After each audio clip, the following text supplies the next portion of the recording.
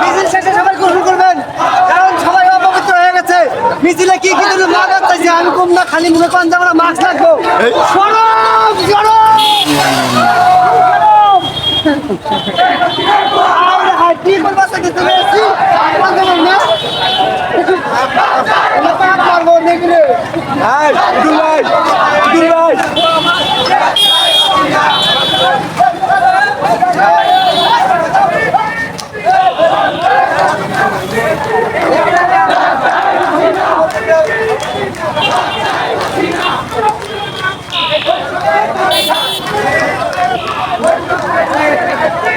Thank you.